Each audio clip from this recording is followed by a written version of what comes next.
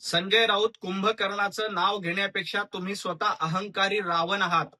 ज्या पद्धतीनं रावणाने सोन्याची लंका बनवली होती त्याच पद्धतीनं 2.5 वर्ष राज्यामध्ये सरकार असताना तुम्ही महाराष्ट्राची लूट करून सोनं कमवलेलं आहे. सोन्याची लंका तुमची आहे, अहंकार तुमच्याकडे आहे. त्यामुळे कुंभकर्ण कोण आहे हे सांगण्यापेक्षा आपण स्वतः अहंकारी रावण आहोत आणि महाराष्ट्र लुटून 2.5 वर्ष आणि 25 वर्ष मुंबई महापालिकेमध्ये कमिशनखोरी लुटून आपण सोन्याची लंका जमा केली आहे. त्याचा हिशोब महाराष्ट्राला द्या आणि ही तुमची सोन्याची लंका उद्ध्वस्त झाल्याशिवाय राहणार नाही. संजय राऊत, तुमचा अहंकार उद्ध्वस्त झाल्याशिवाय राहणार नाही. नाशिककरांचे आशीर्वाद भारतीय जनता पार्टी महायुतीच्या सोबत आहेत आणि आम्ही नाशिककरांची सेवा करण्यासाठी तत्पर आहोत. जनाब संजय राऊत, तुमचा कुंभमेळ्याला विरोध आहे, कारण कुंभमेळ्यामध्ये हजारो साधू संत आणि लाखो हिंदू एकत्र येणार आहेत आणि हिंदू एकत्र आले की जनाब संजय राऊतांचं पोट दुखतंय. तुमचा इस्तेमाला विरोध झाला नाही, तुम्हाला अल्पसंख्याकांच्या दाढ्या कोरवायच्या त्याला विरोध नाही, परंतु हिंदू एकत्र येणार, लाखो हिंदू नाशिकमध्ये येणार, त्याला बदनाम करण्याचं षडयंत्र, त्याची सुपारी संजय राऊत तुम्ही घेतले. परंतु काळजी करू नका, इथला हिंदू हा एकत्र येणार आहे. कुंभमेळ्याच्या निमित्ताने लाखो हिंदू एकत्र येतील, त्यांचा कुंभमेळा अतिशय चांगला होईल. तुमची कितीही पोटदुखी झाली, कितीही तुम्ही जनाबगिरी आणि औरंगजेबाचा फॅन क्लब चालवण्याचा प्रयत्न केला तरी तुमचं षडयंत्र यशस्वी होणार नाही. हिंदू सारा एक हा मंत्र या कुंभमेळ्यातनं जाईल आणि हेच तुमचं दुखणं आहे. हिंदू एकत्र येऊ नये, हिंदू फुटला पाहिजे, कटेंगे तो बटेंगे, बाटला पाहिजे, वेगवेगळ्या जातीमध्ये विभागला पाहिजे, ही तुमची मानसिकता आहे. पण काळजी करू नका, हिंदू सारा एक हा मंत्र या कुंभमेळ्यातनं जाणार आणि तुमच्यासारख्या जनाबांची, तुमच्यासारख्या सिल्लक सेनेची, औरंगजेब फॅन क्लबची पळताभुई थोडी होईल.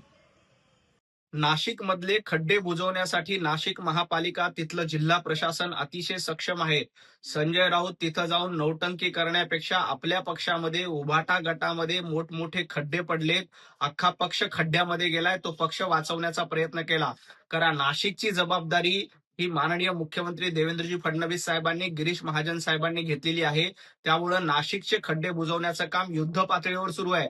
परंतु तुमच्या उभाटा गटामध्ये जो भला मोठा खड्डा पडलाय, ज्या पक्षाची वाताहत झाली, जो पक्ष पूर्णपणे खड्ड्यात गेला, त्याचं आधी बघा आणि मग इतरांवर टीका करा. गिरीश महाजन अतिशय समर्थपणे नाशिकचा कारभार बघतात. आता टेंडरचा जामनेर पॅटर्न शोधण्यापेक्षा टेंडरचा मातोश्री पॅटर्न सांगा. काय होता मातोश्री पॅटर्न? 25% कमिशन घ्यायचं. हा मातोश्री पॅटर्न महाराष्ट्राला माहिती आहे, मुंबईला माहिती आहे.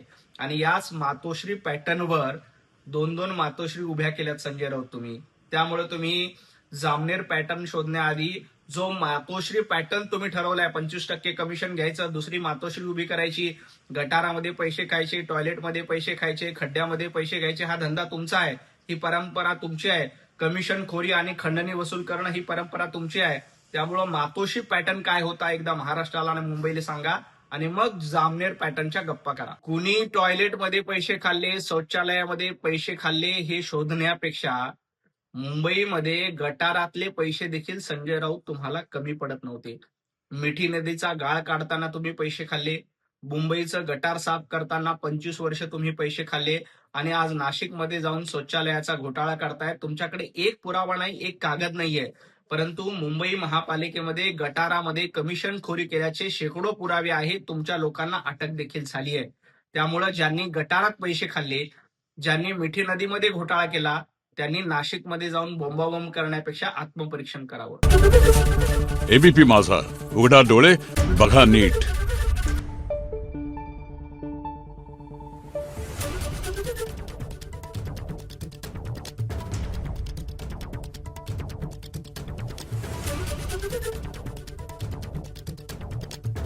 Thank you.